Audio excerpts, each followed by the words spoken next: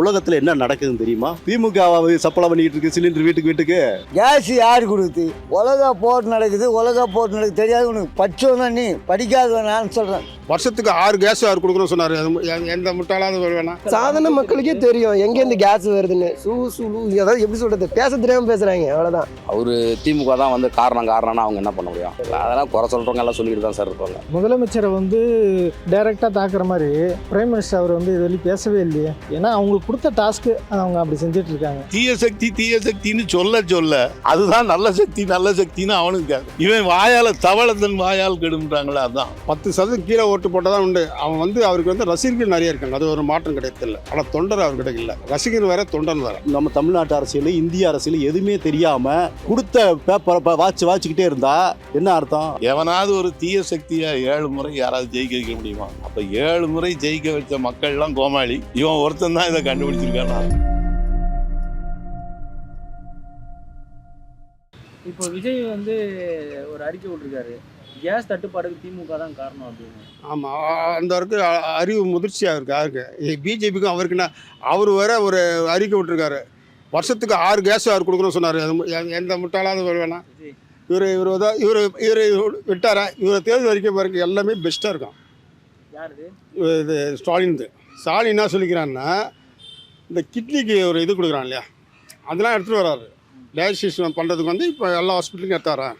அதெல்லாம் நல்ல விஷயம். அது அவருக்கு தேர்தல் அறிக்கை அதுதான் மெயினாக பார்க்கணும். இந்த கூப்பன் அது வேறு, அது ஏழை மக்களுக்கு போய் சேரணும். அதெல்லாம் அவர் கொடுக்க வேண்டிய விஷயம். அது தெரியாது. இந்த மாதிரி எஜுகேஷனுக்கு பண்ணுறது, அதே மாதிரி ஆமாம், அதே மாதிரி எழுத்துக்கு பண்ணுறது நல்ல விஷயம். அது ரொம்ப நல்ல விஷயம். இந்த என்ன சொல்லுவாங்க, கிட்னிக்கு ரொம்ப நல்ல விஷயம். ரொம்ப அது எல்லா ஹாஸ்பிட்டலுக்கும் தர போகிறோம்னு சொல்லியிருக்காரு. அது நல்ல விஷயம். அது மாதிரி அத்தியாவசியமானது ரொம்ப நல்ல விஷயம். அவர் தேர்தல் அறிக்கை பார்த்தா ரொம்ப நல்லாயிருக்கும். இது 1000-2000 அது ஏழைக்கு போகுது. அது ஆனால் இது மாதிரி யாரும் சொல்லலையா?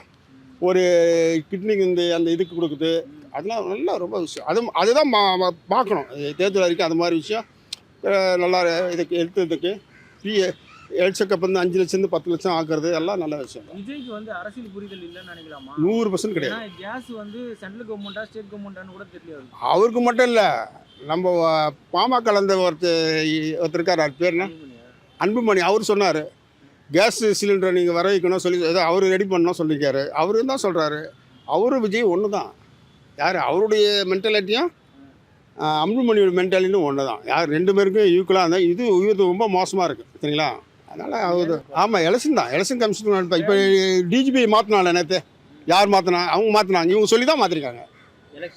யார் மாநில பிஜேபி எனக்கு நான் மாற்றணும்னு சொல்லியிருக்காங்க, கேட்டிருக்காங்க.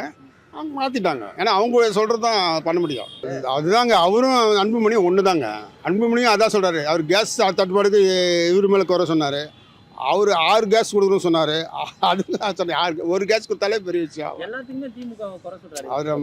அவர் அறிவு முதிர்ச்சி இல்லைங்க. அவர் படிச்சிருக்காரு தவிர அறிவு முதிர்ச்சி இல்லை. ஏதோ அவர் லைஃப்பில் நிறைய இது இருக்குது. அதில் இந்த இதெல்லாம் தோக்க மாட்டேன். மக்கள் ஓட்டு போகிறது கூட 10% கீழே ஓட்டு போட்டால் தான் உண்டு. அவருக்கு ரசிகர்கள் நிறைய இருக்காங்க, அது ஒரு மாற்றம் கிடைக்கல. ஆனால் தொண்டர் அவர்கிட்ட இல்லை. ரசிகர் வேற, தொண்டன் வேற. அவரு பேப்பர் படிக்க மாட்டாரு, உங்களுக்கு தெரியுது. உலகத்தை பற்றி தெரியாதா? உலகத்தில் என்ன நடக்குதுன்னு தெரியுமா?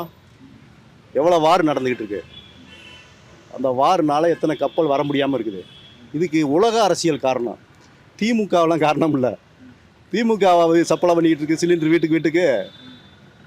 என்ன கவர்மெண்ட் பண்ணுறாங்க? சென்ட்ரல் கவர்மெண்ட் பண்ணுறாங்க. சென்ட்ரல் கவர்மெண்ட்டுக்கு வரணும், சப்ளை வரணும், வீட்டுக்கு வருது.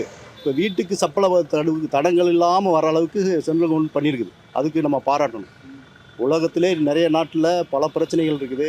பாகிஸ்தான்லேயும் சிலோன்லேயும் கேஸ் சப்ளையே இல்லைன்னு சொல்லி நியூஸ் வந்துக்கிட்டு இருக்குது. பெட்ரோல் வர கிடைக்க மாட்டேங்குது, லைனில் நிற்கிறாங்க. ஆனால் இந்தியாவில் எல்லார் வீட்டுக்கு சப்ளை பண்ணிக்கிட்டு இருக்காங்க. இப்போ கடைகளுக்குத்தே சப்ளை இல்லை, கமர்ஷியல் சிலிண்டரே சப்ளை இல்லை, சுத்தமாக நிறுத்திட்டாங்க.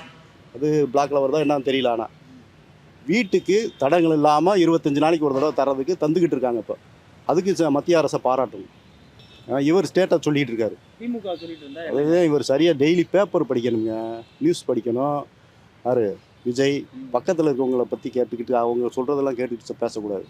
அவர் இண்டிவிஜுவலாக எல்லா நியூஸ் பேப்பரும் படிக்கணும். இந்து படிக்க சொல்லுங்கள், இந்தியன் எக்ஸ்பிரஸ் படிக்க சொல்லுங்கள், தினமலர் படிக்க சொல்லுங்கள், தந்தியை படிக்க சொல்லுங்கள். ஒரு நாளைக்கு 4 பேப்பர் படிச்சுட்டு அப்புறம் போய் ஸ்டேஜுக்கு போக சொல்லுங்கள். உலக அரசியல், நம்ம தமிழ்நாட்டு அரசியல், இந்திய அரசியல் எதுவுமே தெரியாமல் ஒரு கட்சி கொடுத்த பேப்பரை வாச்சிக்கிட்டே இருந்தால் என்ன அர்த்தம்? அவர் எங்கேயாவது ஸ்டேஜில் நல்லா ஒரு இதாக பேசுகிறாரா? அவரோட அந்த ஸ்டார்ன்ற வேல்யூவில் ஓடிக்கிட்டு இருக்குது. உள்துறை அமைச்சருக்கு எழுதுறாரு, எப்படி பாக்குறீங்க? அமித்ஷாவுக்கு எழுதுனது கூட பரவாயில்ல, வேற யாருக்கும் எழுதியிருக்காராம். மணிப்பூர் கவர்னருக்கு எழுதிட்டதா சொல்கிறாங்க. அதே அவர் வழி நடத்தி செல்றவருக்கு சரியான ஆட்கள் இல்லை போல. நல்ல பக்கத்தில் அருமையான ஆள் இல்லை. தமிழ் அருவி மணியன் ஒருத்தர் இருக்கார், சிறப்பான ஆள். அவரெல்லாம் கூட வச்சுருந்தாருன்னு வச்சுக்கோங்க, இவர் புத்தியோட செயல்பட்டுருப்பார். இவர் கொஞ்சம் நேரம் நின்று வெயிலில் நின்று பேச முடியுமா? ஒரு 10 நிமிஷம் மக்கள் மத்தியில் ஒரு நாளைக்கு பஸ்ஸில் போயிருப்பார். அவர் பிறந்ததுலேருந்து பானான் த சில்வர் ஸ்பூன். இவர் பிறந்ததுலேருந்து அப்பா வளர்ப்பில் வளர்ந்துருக்காரு. இவர் ஒரு நாள் கூட கஷ்டப்பட்டு வாழ்க்கையில் ஒன்றும் இது பண்ணலை. அப்பாவை உருவாக்கியிருக்காரு. அப்புறம் சினிமாவில் நல்லா சம்பாரித்து வாழ்க்கை இருந்திருக்காரு. இவரோட மக்களோட கஷ்டங்கள்லாம் நேரடியாக பக்கத்துலலாம் போய் பார்த்ததில்லை, தெரியாது. கண்டிப்பாக ஒரு 5 வருஷத்தில் நான் முதல்வர் ஆவேன் அப்படின்னா என்ன அர்த்தம்? ஒரு உள்ள சட்டசபைக்கு போய் நீ எம்எல்ஏவாக இருந்து ஒரு 5 வருஷம் இருந்து 10 எம்எல்ஏவோட இருந்திருந்தா நல்லாயிருக்கும். இப்போ பாமகலாம் இருந்தாங்க, ஏதாவது ஒரு கட்சியில் சேர்ந்தாங்க, அப்படி இப்படி இப்போ எம்எல்ஏ ஆக்கி உள்ளே போய் உள்ளுக்குள்ளே சட்டசபைக்குள்ளே போயிட்டாங்க, ஒரு கட்சியை உருவாகி வந்தாங்க. அதே மாதிரி விஜயகாந்த் வந்தார், எதிர்கட்சியாக இருந்தார். இது மாதிரி ஏதாவது உருவாக்கி போகணும்ல. சும்மா நான் எடுத்தேன்னு நான் சிஎம் அப்படின்னா இதெல்லாம் காமெடியாக இருக்கு இல்லைங்களா? இது கேஸ் வந்து முதல்ல சென்ட்ரல் இது ஸ்டேட் கவர்மெண்ட்டே கிடையாது, அவங்களோட கண்ட்ரோலே கிடையாது. சென்ட்ரல் கவர்மெண்ட்டோட கண்ட்ரோலு அது வந்து அதை தான் ஸ்டாலின் அதான் முதலமைச்சரை வந்து டைரெக்டாக தாக்குற மாதிரி பிரைம் மினிஸ்டர் அவர் வந்து இது வரையும் பேசவே இல்லையே, ஒரு வார்த்தை கூட பேசவே இல்லையே. இது பிரதமர் மோடியை, விஜய் தான் சொல்கிறேன். விஜய் வந்து டைரெக்டாக பிரதமர் மோடியை வந்து டைரெக்டாக பேசவே இல்லைல்ல. ஏன்னா அவங்களுக்கு கொடுத்த டாஸ்க்கு அவங்க அப்படி செஞ்சிட்ருக்காங்க, அவ்வளோதான் எடுத்துக்க முடியும். பாத்ரூமில் தண்ணி வரலன்னா கூட திமுக தான் சொல்லுவாங்க. அது என்ன பண்ணுறது? முந்தானத்து ஆதரவுனா யாரோ பாட்டில் எடுத்து அடிச்சிட்டாங்கன்ட்டு, அது அடித்தது அந்த கட்சியை சேர்ந்த பசங்க தான். அது கடைசியில் என்ன தாவேக்கா டிவிக்கு சேர்ந்தவங்க தான். அவர் என்ன சொல்கிறாரு, ஸ்டாலின் சார் இதெல்லாம் வச்சுக்காதீங்க அப்படின்னு சொல்லி ஆதவர்ஜனை பேசுகிறாரு. அவருக்கு எதுவும் பேச தெரில, ஏதோ பேசிகிட்டு இருக்காரு. ஏதோ இருக்கிற பணத்தை எப்படி செலவு பண்ண தெரியாமல் அது ஏதோ கட்சி வச்சு நடத்திட்டு பண்ணிகிட்ருக்காரு. தமிழ்நாட்டை பொறுத்த வரையும் மற்ற ஸ்டேட்டை கம்பேர் பண்ணும்போது ஸ்டாலின்ல எல்லாமே நல்லா செஞ்சுருக்காங்க. இருந்தாலும் ஸ்டாலின் வந்து என்ன சிறப்புனா எதையும் வந்து அலட்டிக்கிறது இல்லை, பெருசாக வந்து அலட்டிக்கிறது இல்லை, ரொம்ப இது பண்ணிக்கிறது இல்லை. கரெக்டாக அவர் பணி என்னவோ அதை மட்டும் செய்கிறாரு.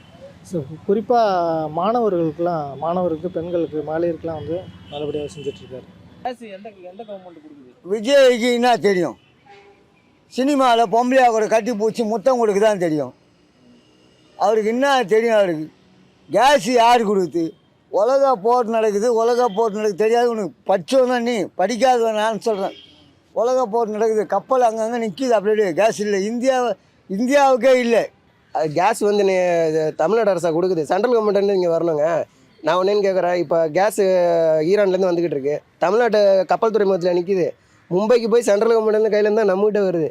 நேராக ஸ்டேட் கவர்மெண்ட்டே கொடுத்து இது பண்ணுறாங்க. அதெல்லாம் போய் நான் அதெல்லாம் ஒத்துக்க மாட்டேன். மோடி தான் எல்லாத்தையும் அனுப்புறது. இல்லை, இது நீங்கள் சாதாரணமாக நமக்கே தெரியுதுண்ணா. சாதாரண மக்களுக்கே தெரியும் எங்கேருந்து கேஸ் வருதுன்னு. அதாவது எப்படி சொல்கிறது, பேச தெரியாமல் பேசுகிறாங்க, அவ்வளோதான். எதில் கோத்து விடலாம், யார் மேலே என்ன குறை சொல்லலாம்.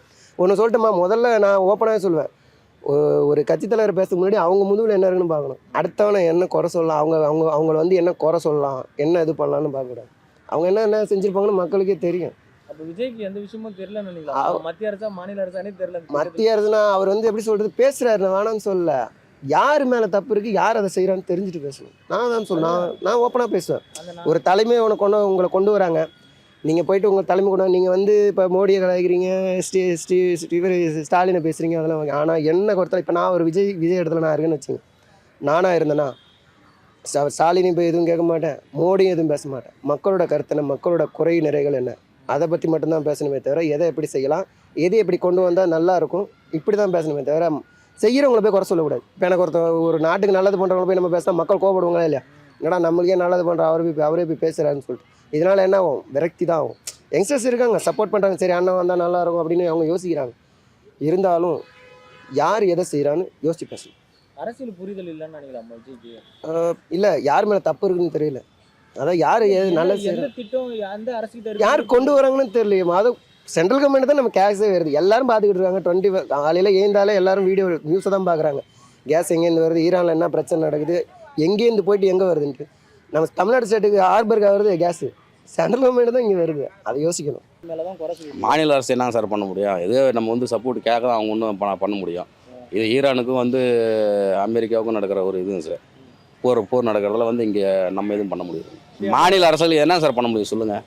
மோடிக்கிட்ட கோரிக்கை தான் வைக்கலாம், எங்களுக்கு ஏதோ ஒன்று பண்ணுங்க அந்த மாதிரி யார் இருக்குன்னு. எல்லாம் அனைத்து மாநிலமும் வந்து அவர்கிட்ட வந்து இந்தியாவில் நம்ம வந்து கேட்கலாம். அவர் வந்து அதுக்கான ஸ்டெப்பு தான் சார் எடுக்க முடியும். அவர் திமுக தான் வந்து காரணம்னா அவங்க என்ன பண்ண முடியும்? அதெல்லாம் குறை சொல்கிறவங்க எல்லாம் சொல்லிட்டு தான் சார் இருப்பாங்க. ஏன் நீங்கள் உங்களுக்கு இது தெரியாதா? இவர் தான் சிலிண்டரெல்லாம் வாங்கி ஸ்டாக் பண்ணி வச்சுருக்காங்களா? திமுககாரங்க ஸ்டாக் பண்ணி வச்சுருக்காங்களா? இல்லை அந்த ஸ்டாக் ரூமை போய் இவர் எட்டி பார்த்துன்னு சொல்கிறாரா? அதெல்லாம் தப்பு. அது ஏங்க கேஸு இதெல்லாம் இதில் தானேங்க சென்ட்ரல் கவர்மெண்ட் தானேங்க தெரியுங்க. பின்னாடி போகிறவன் அவ்வளோ நேரம் விசில் அடித்தான் குஞ்சிங்கிறதுனால தான் விசில் சின்னமே அவன் கொடுத்துருக்கான். அது தெரியுமா அவங்களுக்கு? விசில் அடித்தான் குஞ்சின்னு அதை நம்ப வைக்கிறதுக்கு தான் அவன் விசில் சின்னத்தை அவங்களுக்கு கொடுத்துருக்கான். இவனும் இந்த போக்கிரி படத்தில் விசில் அடிப்பான் பார்த்தீங்களா? அதே மாதிரி நம்ம விசில் அடித்து கடைசியாக கதாநாயகனா இல்லான்னு அவன் நினைக்கிறான். சினிமா வேறு, அரசியல் வேறு. நினைக்கிறதெல்லாம் நடந்துட்டா தெய்வம் ஏதும் இல்லை. எல்லாத்துக்குமே திமுகவே சொல்றாரு சார். அவரு இப்போ பிரச்சாரத்துக்கு போறாரு, அங்க ஒரு பிரச்சனைனா திமுக சரி. அதான் ஓசி விளம்பரம். அதாவது ஒன்று சொல்கிறேன் அவங்க கேட்டுக்கோங்க. மனைவி புகார் கொடுத்ததுக்கும் திமுக தான் காரணம்ன்றாரு. உண்மையிலேயே சொல்லணும்னா எம்ஜிஆர் வரைக்கும் வந்தது நியாயம். ஜெயலலிதாவே வர முடியாது தெரியுமா உங்களுக்கு? ஜெயலலிதாவே வர்றதுக்கு சான்ஸ் கிடையாது. இரும்பு பெண்மணி, கழுத பெண்மணிலாம் சொல்கிறாங்க, ஒன்றும் கிடையாது. உண்மையிலே கிரியேஷன் தான். எப்படி கிரியேட் பண்ணாங்க தெரியுமா? திமுக காரங்க துரைமுருகன் சேலையை பிடிச்சி இழுத்தாரு அது இதுன்னு சொல்லி, அதாவது எவ்வளவு லோயஸ்டாக இவங்கள பேச முடியுமோ அவ்வளவு பேசி ஜெயலலிதாவை ரொம்ப இறக்கப்படுற மாதிரி பண்ணி ஜனங்க மத்தியில் ஒரு ஃப்ரேம். அதே மாதிரி இப்போ என்ன பண்ணுறான்னா தீய சக்தின்னு சொல்ல அதுதான் நல்ல சக்தின்னு அவனுக்கு கேட்கும். இவன் வாயால் தவளத்தன் வாயால் கெடும்ன்றாங்களே. அதுதான் எவனாவது ஒரு தீய சக்தியை 7 முறை யாராவது ஜெயிக்க வைக்க முடியுமா சொல்லுங்க? அப்போ 7 முறை ஜெயிக்க வச்ச மக்கள்லாம் கோமாளி. இவன் ஒருத்தன் தான் இதை கண்டுபிடிச்சிருக்கானா? அதெல்லாம் தப்புங்க. திமுகவை எதிர்த்தாதான். அதாவது சீமான் வந்து ஒரு நியாயமாக பேசுகிறான். 5 வருஷமாக இருக்கேன், நான் இப்படி கத்துறேன், நீ யாரும் கவனிக்க மாட்டேங்கிறீங்கன்னு பேசுகிறதெல்லாம் நியாயம். இவன் பேசுறது அப்படி இல்லை. எனக்கும் ஒரு சந்தர்ப்பம் கொடுங்கன்னு கேட்கறது வேற. மக்களுக்கு என்ன பண்ண போறேன்னு சொல்லணும்ல. அது ரெண்டாவது. நான் என்ன சொல்கிறேன், எனக்கு ஒரு சந்தர்ப்பம் கொடுங்கன்னு கேட்கறது வேற. ஒருத்தர் இருக்கிறவனை தீய சக்தின்னு சொல்கிறது வந்து பொறாமை. அவங்க கையில் இருக்க பவரை பறிக்கிறதுக்காக இந்த வேலைகள்லாம் நடக்குது. எவ்வளவு சொல்ல இப்போ இவரை கெட்டவன் சொல்ல இவருக்கு வேலை கொடுக்குற ஆளுக்கு என்ன வரும்? எதுக்கு இவன் மேலேயே சாடுறாங்கன்னு. ஒரு ஆஃபீஸர் ஒரு இடத்துல ஒரு 10 பேர் இருக்கிற இடத்துல ஒருத்தன் ஸ்ட்ரிக்டாக இருப்பான். இவன் இருக்கிறது தான் நமக்கு இடைஞ்சலாக இருக்குன்னு எல்லாரும் அவன் மேலே கம்ப்ளைண்ட் வைப்பான். அதே மாதிரி தான் இது. அது ஆட்சியில் இருக்கிறது இவனுக்கு கம்ப்ளைண்ட்டாக இருக்குது. அது இருக்கவே கூடாது அப்படின்னு அவன் நினைக்கிறான். கண்டிப்பாக வரும். ஒரு விதத்தில் இன்னும் மக்களுக்கு என்ன நல்லது தெரியுமா? 2வது இடத்துல இந்த கிறுக்கன் தான் வருவான். எந்த கிறுக்கன்? விசில் அடித்தா குஞ்சு தான் வருவான். அது எதுக்கு வர்றான்னு தெரியுமா? அடுத்த முறை வந்துடலான்னு நினைக்கிறான்.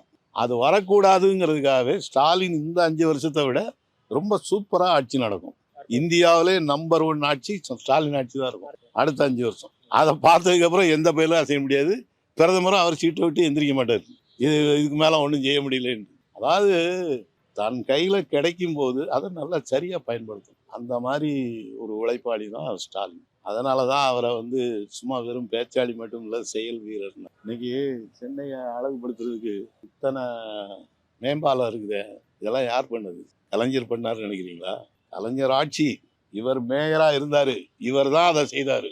இன்னைக்கு சென்னை வந்து அப்படி டாப்பில் தலைநகரம்னு சொல்லக்கூடிய அளவில் கெத்தாக நிற்கிறதுக்கு ஒரே காரணம் ஸ்டாலின் தான். என்னை பொறுத்தவரைக்கும் 7 முறை திமுக ஜெயிச்சிருந்தாலும் அதில் அதிகமான உழைப்பு இருக்கிறது ஸ்டாலின் தான். இது மறுக்க முடியாதது. இதை கண்வழித்து பார்த்துருந்தும் குருடை மாதிரி பேசுகிறவங்கள நாம் ஒன்றும் சொல்கிறதுக்கு இல்லை.